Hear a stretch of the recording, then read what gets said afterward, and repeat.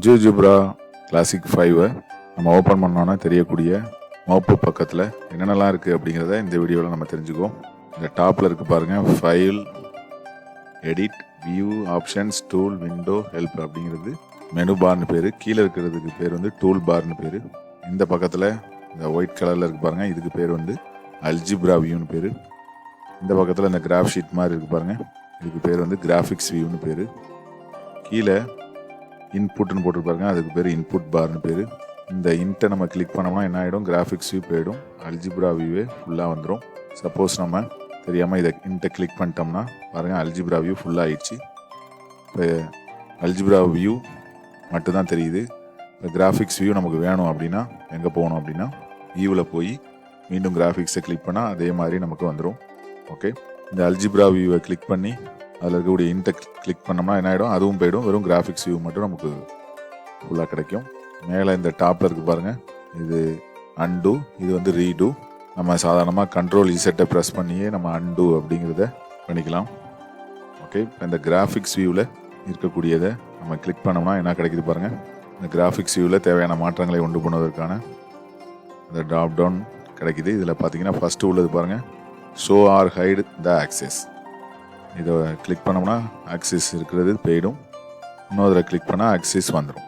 Okay, அடுத்து இருக்குது பாருங்கள், இந்த வலை மாதிரி இருக்கிறது வந்து ஷோ ஆர் ஹைடு த கிரிட்டு. அதாவது இந்த கிரிட்டு வேணும்னா அப்படியே வச்சுக்கலாம், இல்லை வேணாம்னா என்ன பண்ணிக்கலாம், இன்னொரு தடவை கிளிக் பண்ணோம்னா இந்த கிரிட்டு போயிடும், மறுபடியும் கிளிக் பண்ணால் வந்துடும்.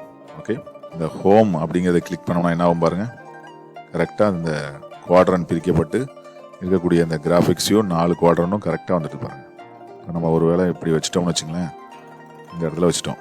இப்போ அந்த ஹோம் பட்டனை நம்ம ப்ரெஸ் பண்ணோம்னா என்ன ஆகுது பாருங்கள், கரெக்டாக அந்த பொசிஷனில் நமக்கு எக்ஸ் ஆக்சிஸ் ஒய் ஆக்சிஸ் ரெண்டுலேயுமே கரெக்டான அந்த பாசிட்டிவ் நெகட்டிவ் வேல்யூஸ் ஈக்குவலாக இருக்க மாதிரி பிரித்து கொடுத்துருது.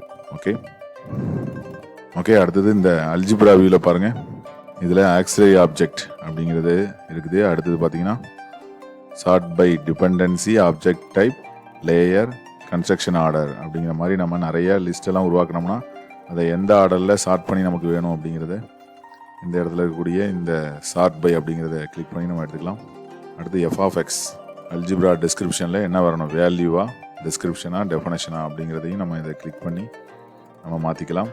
டூல் பாரில் எப்போதுமே பார்த்திங்கன்னா டிஃபால்ட்டாக அந்த மூவ் டூல் வந்து நமக்கு செலெக்ஷனில் இருக்கும். அடுத்தது பாயிண்ட் டூல், அடுத்தது லைன் டூல், அடுத்தது பர்பண்டிகுலர் லைன் டூல், அடுத்தது பாலிகன் டூல், அடுத்தது சர்க்கிள், அடுத்தது எலிப்ஸு, அடுத்தது ஆங்கிள் டூல், அடுத்தது பார்த்திங்கன்னா ரிஃப்ளெக்ட் அபவுட் லைன், அடுத்தது ஸ்லைடர் டூல், இமேஜ் இதெல்லாம் இருக்கும். அடுத்தது மூவ் கிராஃபிக்ஸ் வியூ அப்படிங்கிற மாதிரியான அந்த டாப்பில் இருக்கக்கூடிய அந்த லிஸ்ட்டில் எது முன்னாடி இருக்கோ அந்த டூல் வந்து நமக்கு ஷோ ஆகுது.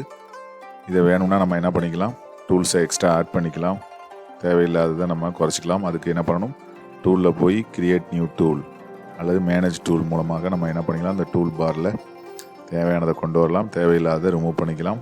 இதுதான் நமக்கு ஜியோஜிப்ரா கிளாசிக் 5 இருக்கக்கூடிய வகுப்பு பக்கம். Okay, thank you.